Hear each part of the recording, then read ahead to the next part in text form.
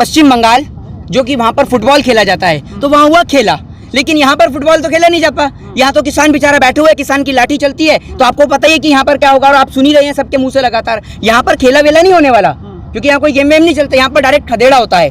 और ये खदेड़ा इतना तगड़ा होगा कि ये खदेड़ा होता होते सीधा उत्तराखंड पहुंचेगा, यूपी से, उत्तराखंड से पंजाब और पंजाब से दिल्ली, और दिल्ली से ये खदेड़ा आपको 2024 तक नजर आएगा। क्योंकि जिस देश के अंदर स्कूलों की छत से पानी टपकता हो, और जिस देश के गृह मंत्री के बेटे बिना क्रिकेट खेले बीसीसीआई में सचिव बन जाएं, उस देश के नेताओं से आप क्या उम्मीद रख सकते हैं कि क्या बेहतरी करेंगे वो इस देश के लिए? बताइए, और कहां से चुनाव जीतेंगे? जिस देश के नेता बहन बेटियों को सुरक्षित नहीं रख पाए, जिस देश के नेता के एमएलए बहन बेटियों के साथ बलात्कार करें, उस देश के अंदर आप समझते हैं कि उस प्रदेश के मुख्यमंत्री की सत्ता बची रहेगी? आपको लगता है अगर उस प्रदेश के मुख्यमंत्री की सत्ता बचेगी तो ये वहां के लोगों की नाकामी है? कि अगर इतना कुछ होने के बाद भी आपको नहीं समझ में आता, आप 24 घंटे इस देश के अंदर राम के नाम को ले आते हैं, राम के नाम पर चुनाव लड़ते हैं। उत्तर प्रदेश के तमाम नेताओं से और देश के तमाम राजनीतिक दल जो देख रहे हैं, सुन रहे हैं, सभी से निवेदन है कि इस बार उत्तर प्रदेश के चुनाव में, क्या किसी भी चुनाव के अंदर, देश के 133 करोड़ जनता के आराध्य राम को या किसी भी धर्म को आप लेकर चुनाव ना लड़ें। अगर आपके पास मुद्दा है तो आप मुद्दे पर चुनाव लड़िए। एक बात आप मुझे बताइए कि आपने अपना चैनल बनाया, ठीक है, आपने चैनल बनाया, चैनल बनाने के बाद वो वीडियो गई, ठीक है, वीडियो जाने के बाद में एनडीटीवी वाले ने क्या घर घर आकर रवीश कुमार ने आपसे कहा था कि आप एनडीटीवी देखो? लोगों ने देखा कि उसमें सच्चाई दिखाई जाती है, तो लोगों ने देखा ना एनडीटीवी। तो अगर सरकार ने कोई योजना बनाई होती, सरकार ने कोई काम किया होता, तो सरकार को इतने बड़े बड़े एडवर्टाइजमेंट और बैनर नहीं लगाने पड़ते प्रचार करने के लिए, सरकार को ऑटोमेटिकली वोट मिल जाता। आप वैक्सीन की बात करते हैं, आपने वैक्सीन ली? आपने वैक्सीन ली? आपने वैक्सीन? जब इस देश के अंदर बहुत सारे पत्रकार हैं, उन्हीं को वैक्सीन नहीं लगी, तो आम आदमी को कहां से वैक्सीन लगेगी? वैक्सीन के नाम पे लाखों करोड़ों रुपए का एडवर्टाइजमेंट में डेली देखने को मिलता है इस देश के अंदर। हमारे देश के अंदर जिस देश का किसान सड़क पे बैठा है, वहां प्रधानमंत्री जी कहते हैं कि एक कॉल की दूरी पर हैं। मोदी जी फोन काट दी, अंबानी आ गई क्या है? जो अंबानी आ गए, जो आपने फोन काट दिया? बताइए ना, आपने फोन ही नहीं मिलाया किसान से। आप किसान की बात नहीं करते, यंगस्टर्स की बात नहीं करते। आप चुनाव लड़ेंगे तो किस मुद्दे पे लड़ेंगे, आप मुझे बताइए। अच्छा सुनिए, दिल्ली में मुफ्त में बिजली देते हैं, पानी देते हैं, तो वो आप एक्सेप्ट करते हैं, लेकिन योगी जी या मोदी जी फ्री में राशन देते हैं, फ्री में वैक्सीन देते हैं, तो हजम नहीं होता आप लोग को। एक बात आप मुझे बताइए, आपके घर पे आया है मुफ्त में राशन? आप उत्तर प्रदेश रहते हैं? उत्तर प्रदेश लोगों को मिल रहा है ना।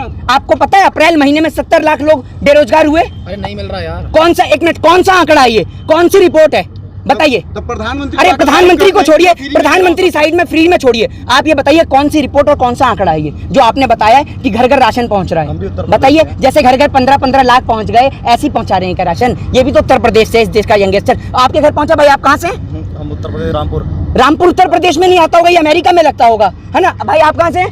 ये बाराबंकी, ये भी उत्तर प्रदेश में नहीं आता, ये जापान में आता होगा, है ना? क्या बात करते हैं आप?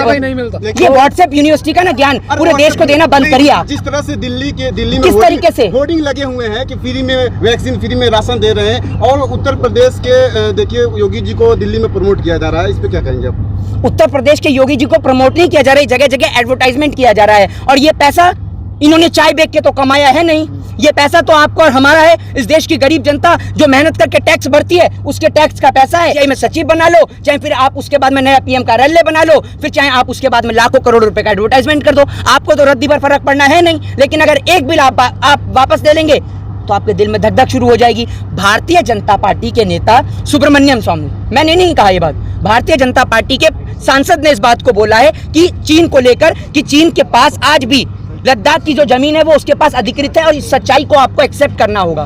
तो आप एक बात बताइए, आप उधर मुंह मत घुमाइए, इधर बात करिए। ये आंकड़े कहां से पढ़कर आते हैं आप, जो आप कह रहे हैं घर घर राशन पहुंचा है? हंसिए मत, ये कोई मजाक का विषय नहीं है। आपको कह देंगे कि कल को सबके घर पे 15-15 लाख पहुंच गएंगे आपके कहने से? आपके पास कोई जवाब नहीं है। महंगाई की मार की जो बात करती थी भाजपा, आजकल चुप है जी। ऐसा क्या?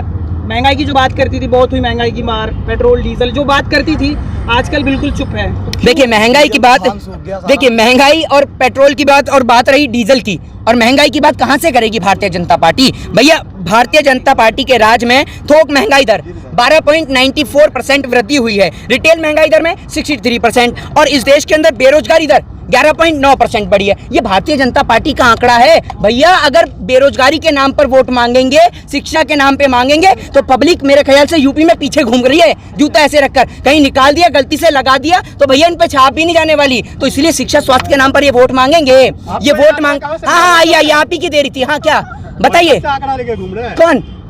मैं व्हाट्सएप का आंकड़ा नहीं लेके घूमता, ये मैं आपको बता रहा हूँ। ये अरे भाई मोबाइल में देख के बता रहा हूँ। आपके पास तो आप बिना मोबाइल के भी नहीं बताएंगे, आप तो मोबाइल देख के भी नहीं बता पाएंगे। आपको सर्च करना आता है? सर्च करना आता है आपको?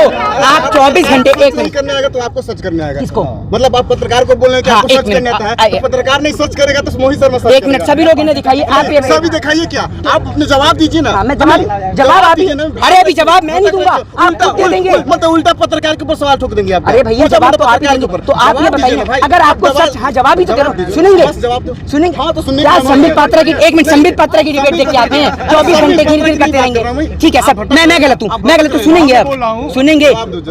आप ये बताइए, आपने बोला व्हाट्सएप यूनिवर्सिटी का गया, आप ये बताइए कि वो जो आप कह रहे थे घर घर राशन पहुंच रहा है, वो कहाँ का आंकड़ा है? वो घर घर का आंकड़ा हम लोग, घर घर का आंकड़ा है। आप घर घर जाके सर्वे कर रहे हैं, आपका एक नाम क्या है? कौन सा सर्वे है आपका? कौन सी कंपनी है आपकी सर्वे की? सुनिए, नाम बताइए।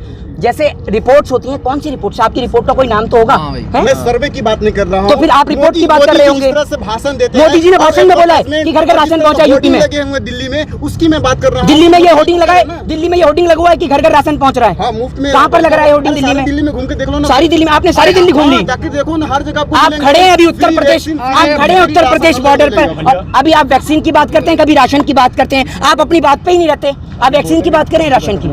मोदी जी मुफ्त में राशन भी दे रहे हैं, मुफ्त में वैक्सीन भी दे रहे हैं। तो मोदी जी रात में ठेला चला रहे हैं कि मोदी जी की कमाई से सबको दिया जा रहा है? मोदी जी मुफ्त में देके एहसान कर रहे हैं? मोदी जी ने तो मुफ्त में ऑक्सीजन भी दिया। प्रधानमंत्री तो नहीं ना देंगे, लीटर डीजल। तो एक बात, प्रधानमंत्री हैं तो वो देंगे, तो शिक्षा कौन देगा? है शिक्षा कौन देगा? वही देंगे। क्या दो शिक्षा नहीं देंगे? क्या तो शिक्षा नहीं देंगे, है ना? शिक्षा नहीं देंगे ना, वो स्वास्थ्य भी नहीं देंगे। शिक्षा क्यों नहीं देंगे? शिक्षा तो देना उनका तो अनिवार्य। क्यों नहीं दे रहे? दारू का ठेका खुलवा रहे हैं, आपको अच्छा लग रहा है? आप ही पीते हैं?